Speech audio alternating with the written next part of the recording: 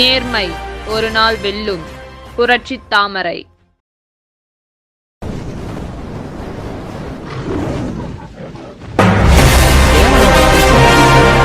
யாருடைய மரணம் என்று கணக்கிட்டு யமதர்மனிடம் அந்த பட்டியலை கொடுத்தான். அதை பார்த்த யமதர்மன் யமதூதனை அழைத்து, ஒரு பெண்ணின் உயிரை இன்று நீ எடுக்க வேண்டும் என்றும் அந்த பெண் யார் என்று அடையாளம் காட்டி யமதூதனை பூலோகத்திற்கு அனுப்பி வைத்தார். அந்த பெண்ணின் கணவன் ஒரு வாரத்திற்கு முன்புதான் ஒரு விபத்தில் மரணமடைந்திருந்தான்.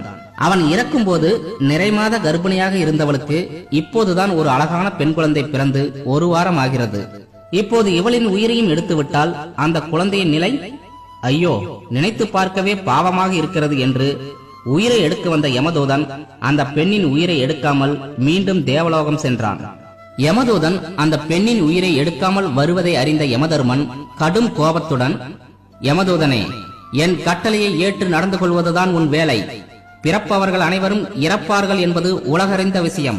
அப்படி இருக்கையில் நீ அவளிடம் கருணை காட்ட வேண்டிய அவசியம் என்ன என்று கோபத்தை கூட்டிய யமதர்மன் உடனே யமதூதனின் ஒரு கண், ஒரு கை, ஒரு கால், இந்த மூன்றையும் ஊனமாக மாற்றினார். மனிதர்களின் வாழ்க்கை பற்றியும் அதன் தேவ ரகசியங்களை தெரிந்து கொள்ளும் வரை நீ இந்த ஊனத்துடன் பூலோகத்தில் இருப்பாய். ஒவ்வொரு ரகசியம் புரியும் போது நீ பழைய நிலைக்கு திரும்பி மீண்டும் தேவலோகத்தை அடைய முடியும் என்று யமதூதனுக்கு சாபம் தந்து பூலோகத்திற்கு அனுப்பிவிட்டார். பூலோகத்திற்கு வந்த யமதூதன் அங்கிருந்த ஒரு பாழடைந்த கோவிலில் தங்கினான். அன்று இரவு குளிராலும் பசியாலும் முணங்கிக் கொண்டே இருக்க அந்த வழியாக சென்ற வியாபாரி ஒருவர் அந்த சத்தத்தை கேட்டு கோவிலுக்குள் சென்றார்.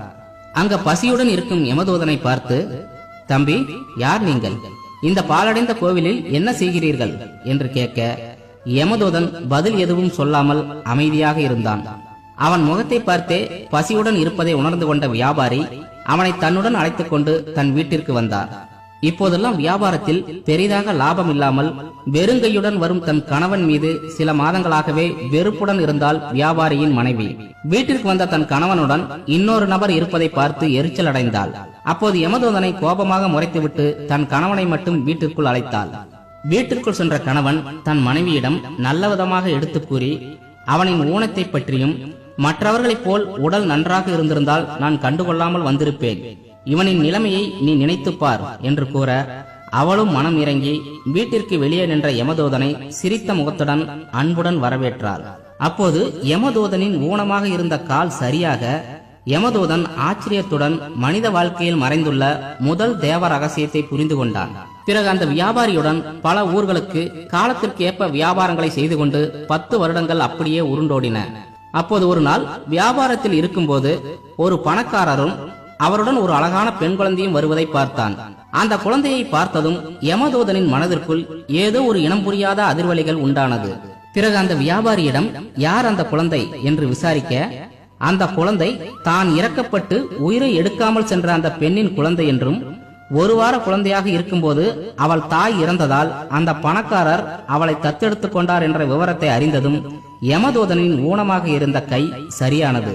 அப்போதுதான் வாழ்க்கையின் இரண்டாவது தேவ ரகசியத்தையும் யமதூதன் புரிந்து கொண்டான்.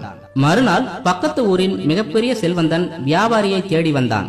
தான் யார் என்று அறிமுகப்படுத்திக் கொண்டவன் தனக்கு சந்தன கட்டைகளால் செய்யப்பட்ட கட்டில் ஒன்று வேண்டும் என்றும் அதை நீங்கள் தான் தயார் செய்து தர வேண்டும் என்று ஒரு மிக பெரும் தொகையை வியாபாரியிடம் கொடுத்துவிட்டு சென்றான்.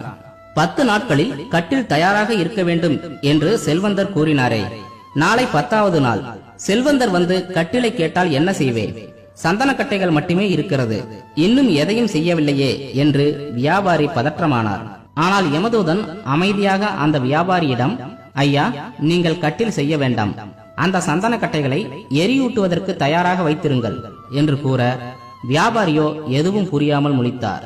சிறிது நேரத்தில் அந்த செல்வந்தனின் உதவியாளர் வந்து, ஐயா, சந்தன கட்டில் செய்ய வேண்டாம், அந்த சந்தன கட்டைகளை கொடுங்கள், பணக்காரர் இன்று காலை இறந்து விட்டார் என்று அந்த செல்வந்தனை எரிக்க சந்தன கட்டைகளை வாங்கி கொண்டு சென்றான். அதை பார்த்ததும் யமதூதனின் ஊனமாக இருந்த கண்ணும் சரியானது. வாழ்க்கையின் 3வது தேவ ரகசியத்தையும் தெரிந்து கொண்டு தேவலோகத்திற்கு புறப்பட தயாரானான். அப்போது வியாபாரியோ, என்னிடம் வரும்போது ஊனமாக இருந்தாய், பிறகு அனைத்தும் ஒவ்வொன்றாக சரியானது, அந்த பணக்காரனின் மரணத்தை சரியாக கணித்தாய், இதெல்லாம் எப்படி சாத்தியமானது? யார் நீ என்று கேட்டார்.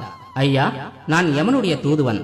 ஒரு தாய் இறந்து போனால் அந்த குழந்தைக்கு யார் கதி என்று பரிதாபப்பட்டு அந்த தாயின் உயிரை எடுக்காமல் விட்டதனால் பூமிக்கு சென்று தேவ ரகசியத்தை தெரிந்து கொண்டு வா என்று யமதர்மன் என்னை இங்கே அனுப்பினார். அதனால்தான் பூமிக்கு வந்தேன். இப்போது அந்த தேவ ரகசியங்களை தெரிந்து கொண்டேன். நான் திரும்ப தேவலோகத்திற்கு செல்கிறேன் என்று யமதூதன் கூற, மனிதர்களின் தேவ ரகசியமா? அப்படியென்றால் என்ன?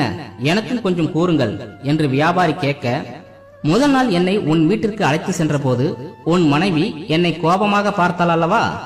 அப்போது அவள் முகத்தில் தரித்திர தேவி தெரிந்தது. 10வது நிமிடம் என்னை சாப்பிடவா என்று கூப்பிடும் போது அந்த முகத்தில் அன்னை மகாலட்சுமி தெரிந்தார். அப்போது இந்த உலகத்தில் ஒருவன் பணக்காரனாக இருப்பதற்கும் ஏழையாக இருப்பதற்கும் அவனுடைய எண்ணங்கள் தான் காரணம் என்று தெரிந்து கொண்டேன். ஒருவனின் வாழ்க்கையில் தரித்திரம் போய் மகாலட்சுமி வருவதற்கு 10 நிமிடங்கள் தான் தேவை என்றும் தெரிந்து கொண்டேன். அது எப்போது எப்படி வேண்டுமானாலும் நடக்கலாம் என்றும் தெரிந்து கொண்டேன்.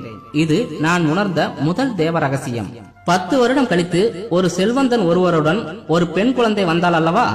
அதுதான் நான் இதன் அம்மா இறந்து விட்டால் யார் பார்த்து கொள்வார்கள் என்று நினைத்த குழந்தை. நிஜமான தாய் வறுமையில் தவித்துக் கொண்டிருந்தாள். ஆனால் அவள் இறந்தாலும் அந்த குழந்தையை பாதுகாக்க அன்பான வசதி படைத்த ஒரு செல்வந்தனை இறைவன் தயாராக வைத்திருக்கிறான். ஒரு யமதூதனாகிய எனக்கே அந்த குழந்தையின் மீது கருணை இருக்கும் போது இறைவனுக்கு இருக்காதா? அவன் அதுக்கு ஒரு மாற்று வழி வைத்துக் கொண்டுதான் அந்த உயிரை எடுப்பான். இது நான் உணர்ந்த 2வது தேவ ரகசியம் என்று யமதூதன் கூறினான். 3 நாட்களில் சாகப் போகிறவன் இன்னும் 20 வருடங்கள் நான் உயிரோடு இருக்கப் போகிறேன் என்று நினைத்துக் கொண்டு விலை உயர்ந்த சந்தனக்கட்டில் செய்யும்படி உங்களிடம் ஒரு செல்வந்தன் பணம் தந்தான் அல்லவா? ஆனால் எனக்கு தெரியும் அவன் 3 நாட்களில் சாகப் போகிறான் என்று.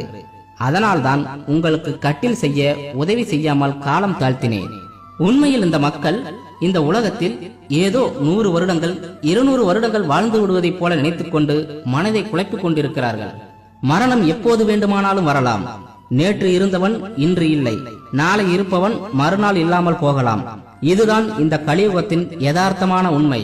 அது தெரியாமல் ஒவ்வொருவரும் நான் மட்டும் அதிக நாட்கள் இருப்பேன் என்றும் மற்றவன் தான் செத்துக் கொண்டிருக்கிறான் என்று நினைக்கிறான் அல்லவா? அதுதான் நான் உணர்ந்த 3வது தேவ ரகசியம். ஒவ்வொருவரும் எதிர்காலத்தை நினைத்து தேவையில்லாமல் பயப்படுவதால் தான் உலகமே நிம்மதியில்லாமல் இருக்கிறது. உண்மையில் நாம் அடுத்த நாள் இருப்பது நம் கையில் இல்லை என்ற மனநிலையுடன் வாழ்ந்தால் மட்டுமே நிம்மதியை நிறைவாக அனுபவிக்க முடியும். உங்களுக்கு புரியும்படி அந்த 3 தேவ ரகசியங்களை கூறுகிறேன்.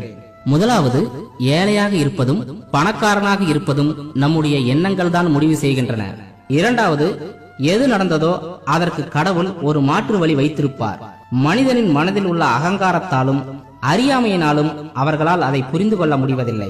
3வது, எந்த நேரத்திலும் ஒருவனுக்கு மரணம் வரலாம். இது தெரியாமல் மனிதர்கள் தான் என்ற அகந்தையுடன் அடித்துக் கொண்டிருக்கிறார்கள். இந்த அறியாமைதான் உலகில் உள்ள துக்கங்களுக்கெல்லாம் முதல் மூல காரணம். இவைதான் அந்த 3 தேவ ரகசியங்கள் என்று கூறிவிட்டு யமதூதன் அங்கிருந்து மாயமானான். எனவே நாமும் இந்த தேவ ரகசியங்களை புரிந்து கொண்டு வாழ பழகிவிட்டால் நம் உடலில் உயிர் இருக்கும் வரை நிம்மதியாக நிச்சயம் வாழ முடியும்.